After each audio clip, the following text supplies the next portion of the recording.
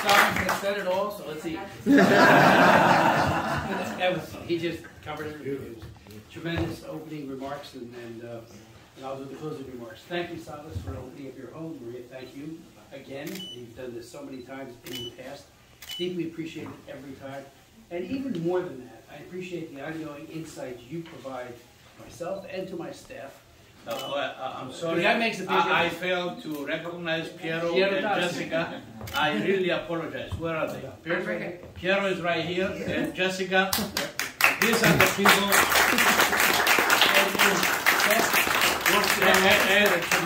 And Steph, when I called the congressman for the first time for him to go and intern, and I was trying to explain about Steph, he says, you don't, consider it done. You want it? It's good. Yeah, he says, you say so, it's okay. I said, let me tell you about the kids. This is not necessary. And now we have a young girl. Where is Ileana? Another intern in Chris's office. Thank you for giving these youngsters the opportunity to learn the ropes and hopefully one day follow on your footsteps.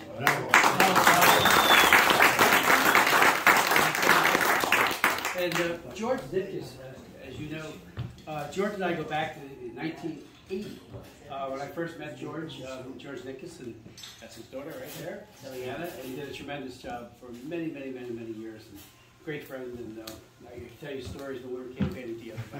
Only if you ask me to. Thank you for coming out. We need the support. You know, it is a difficult climate out there. I think my campaign is looking good, but you never know until election day. People stay home particularly on an off-year election. Low turnout. We're predicting 30% maybe, if that.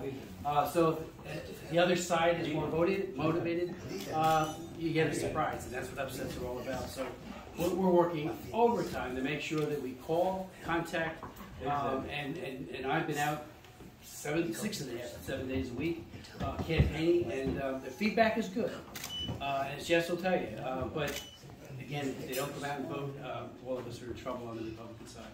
So thank you. The money that you have given us will go into more radio, especially into direct mail. We've got a lot of direct mail going out. Here's one of ours that's out right now. We have another one coming out very shortly.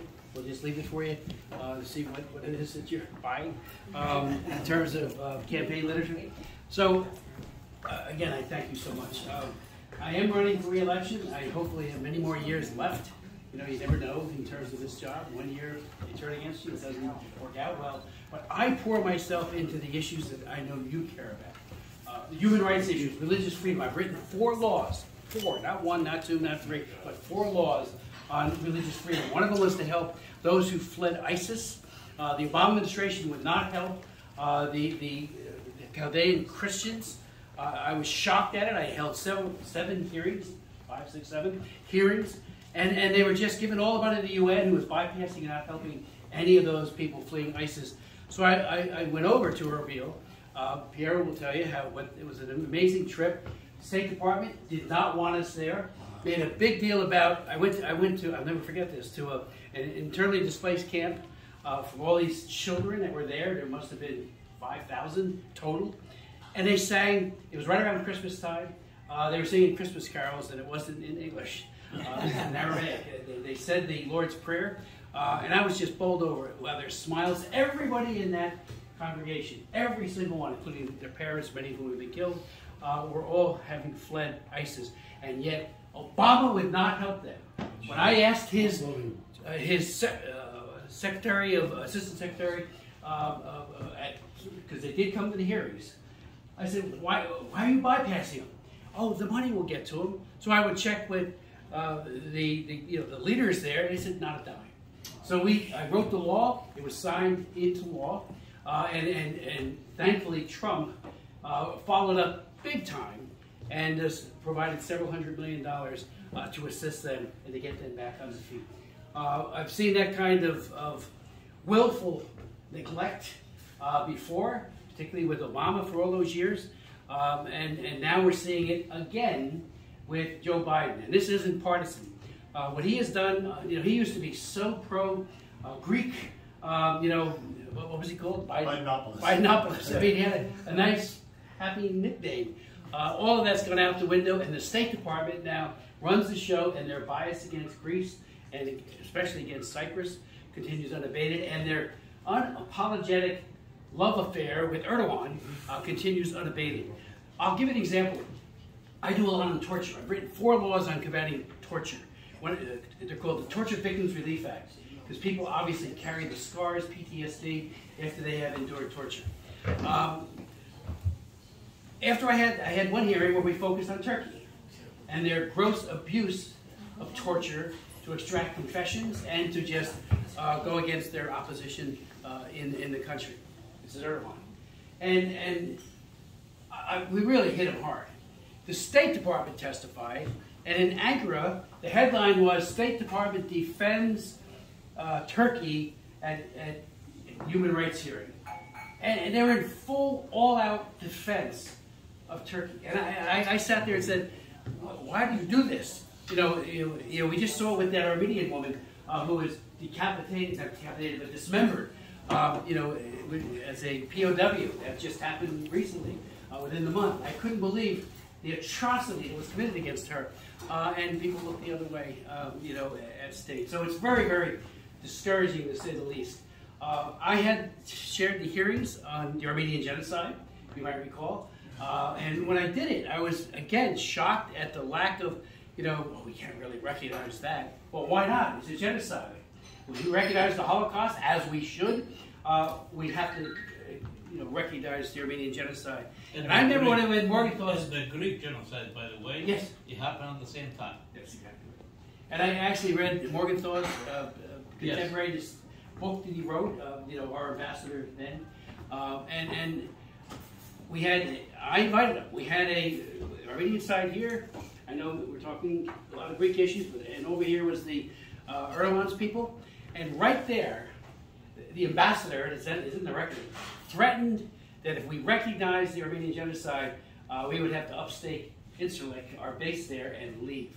And frankly, we should. And we should. Why not? Why not? But I mean, to put that as a threat, we're trying to hold them to account, it's just ridiculous. So, so there are a lot of problems. We have you know, the House has passed a resolution as part of the NDAA, a bill, the amendment, saying no F-16 sales to Turkey, as well as the kits that would be added to upgrade their existing arsenal of F-16s. And we still have, you know, Biden wants to sell them. And the F-16 is an amazing aircraft. Now it's back to the House, and we really need to fight for it. Oh, we are fighting for it. And it's all passed in the House. Hopefully the Senate agrees to it. It's in the NDAA, which is the National Defense Authorization Act. So they're meeting right now in conference, and hopefully that does not drop out. There will be pressure from the White House, I'm sure, to kick that out of the bill and maybe go forward with what I think is an egregiously flawed sale to a country that's doing overflights and provoking Greece every day of the week. So as you can see, I'm no big fan of Erdogan. I think he is a dictator. You know, even when, here's one example. He was asked by the European Union when Bashir, the dictator in Sudan, he's out now, but he was a dictator then. I actually met with him in Khartoum. Here's a guy that, you know, he just wanted to, they were killing people left and right, particularly in Darfur and elsewhere, as you might recall. So when he was going to go in, fly into Ankara, the European Union says to him, please, arrest him. He's been indicted by the ICC, the International Criminal Court. Arrest him and let him come to The Hague for trial.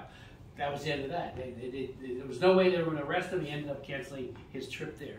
That's exactly what the PRC did, Chinese Communist Party, when the thought was that he was going there to Beijing. So he's in league with dictatorships, including Xi Jinping, who just got another 5 years as monster-in-chief of China.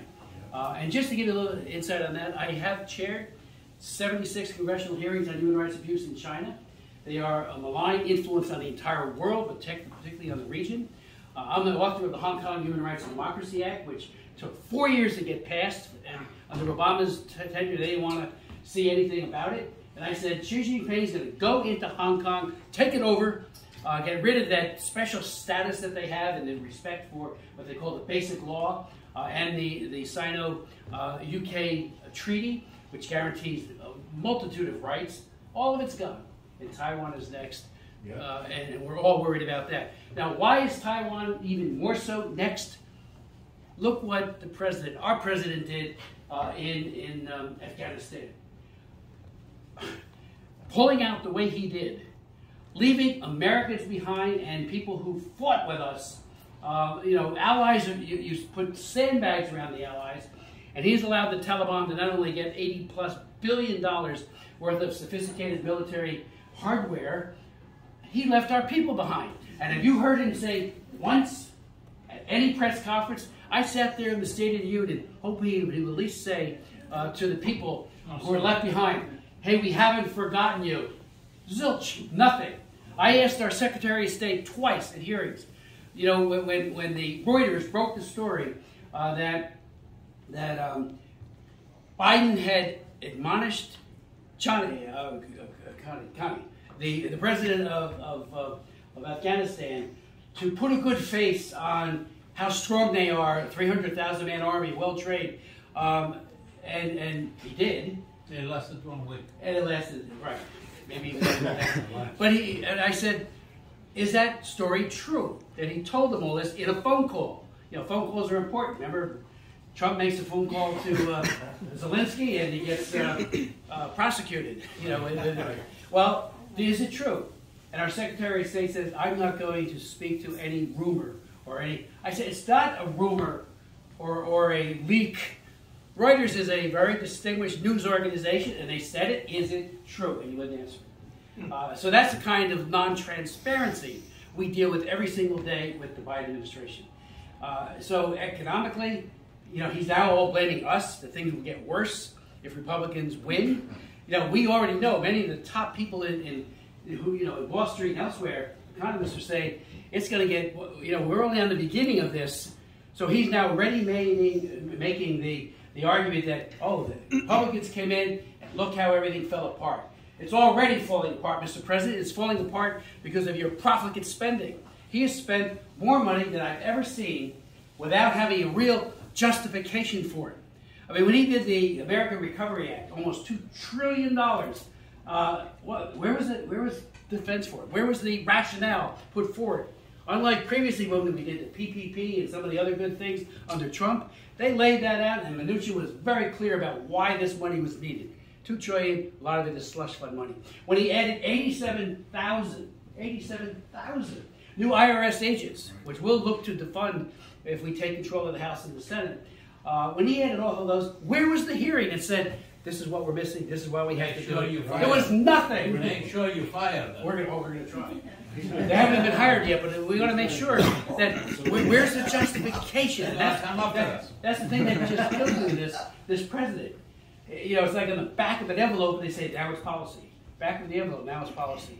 And when you do seat of the pants, particularly in foreign policy, that is a combustible potential for war or conflict of some kind. Nuclear war. And maybe even that. So I just am very, very concerned. I asked Zelensky, our Secretary of State, at another hearing, what did President Zelensky ask for that he didn't get? Because we had a lot of information, a lot of it's anecdotal, that he had asked for $100 million here, all to prevent Putin from going across the border. He wouldn't say. We have become he wouldn't say. We have become the ATM of goddamn Ukraine. Yes, and people here don't have food on their table. Yes, right. Well, we could have, in my humble opinion, and it's all arguable, maybe we could have prevented this if they had the capability. Yes. And Putin would have looked over the horizon and said, wait a minute, that's not a go. And Lukashenko, who I know because I've written 4 laws called the Belarus Democracy Act in 2004, and then 3 others that followed. He's another monster that's out there. And he would have, I think, backed off because, of course, they all massed on his border as well before they jumped into Ukraine. So we got, wars by miscalculation occur when there's a perception of weakness, even wars by design. And I think they take the measure of this guy. And one other thing, I read People's Daily all the time. Piero speaks Chinese, so he reads it in the Chinese version. I read it in the English version. And they constantly, and the other media as well in China, are saying, look, Taiwan, Look what he did in Afghanistan. They continually beat this horse. He won't help you either with material or anything else. So it's a you know, why did the North Koreans invade the South? Again, arguably, but I think it's well founded. When Dean Acheson said South Korea is not within our defense perimeter, and it may have given the okay to Kim Jong-un, to Kim Il-sung, to send in his troops. You know, you can't send wrong messages, and peace through strength. Ronald Reagan's favorite mantra is totally applicable today. And I'll just finish with this. I do write a lot of laws. I rank #1 in actually taking bills and turning them into laws. And every one of them, I think you would agree with. We've done 5 on combating the heinous practice of human trafficking.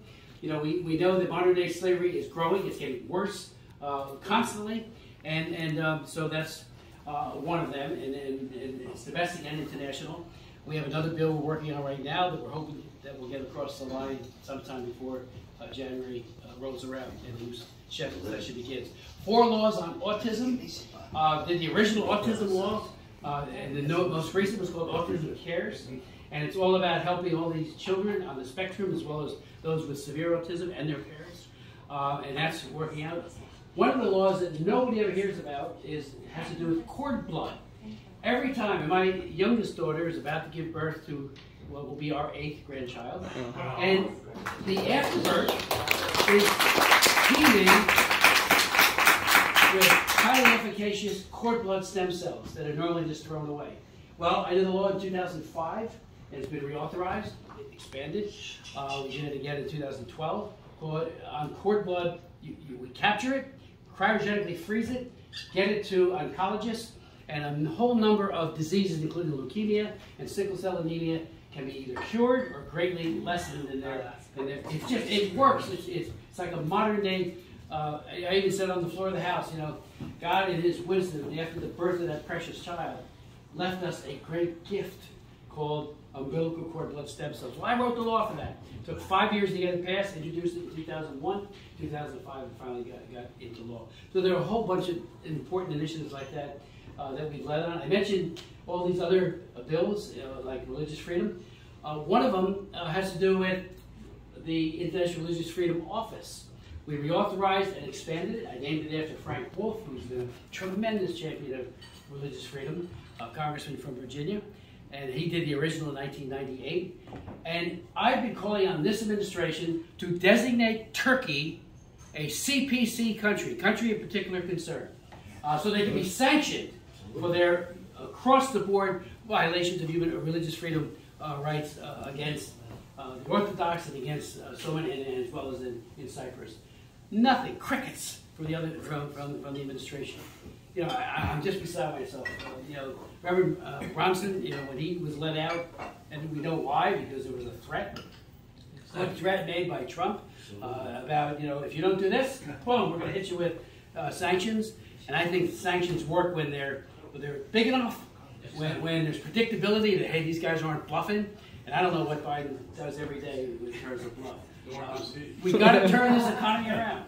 You know, Jeff Michaels mentioned earlier the importance of casework. Of course, we met years ago on that. I have tremendous caseworkers. I work on so much of it myself, particularly when it has to go to someone that's you almost have to yell at. Not really, but being very strong with. And we've had about 95,000 individual casework issues we've worked with in those 42 years. And we go, as soon as somebody walks in, you know how the staff goes. I mean, it's like we got blinders on. We're here to help, and we do everything we can. So if any of you ever know someone who needs help, or yourself, call us. We'll do our level best to achieve a positive result. I guess that's about it. Thank you.